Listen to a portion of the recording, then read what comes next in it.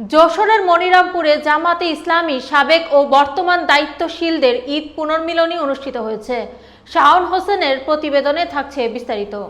বুধবার সকালে মনিরামপুরের শহীদ মশিউর রহমান মিলনায়তনে পুনর্মিলনী অনুষ্ঠানে জামাতে ইসলামী মনিরামপুর থানা সভাপতি অধ্যাপক ফজলুল হকের সভাপতি প্রধান অতিথি হিসেবে উপস্থিত ছিলেন যশোর জেলা কর্ম পরিষদ সদস্য অ্যাডভোকেট গাজী এনামুল হক। বক্তব্যে তিনি বলেন, সব মতবাদ দেখা শেষ, এবার আল কুরআনের বাংলাদেশ। অনুষ্ঠানে ইসলামী সঙ্গীত পরিবেশন করেন অ্যাডভোকেট রকুনুজ্জামান এবং ইকবাল হোসেন ও প্রতিফলন শিল্পী গোষ্ঠী।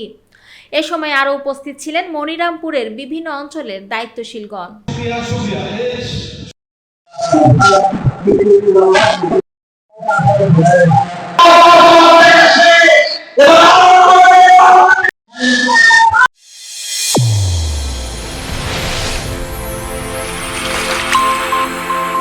চ্যানেল A1 হৃদয়ের স্পন্দন।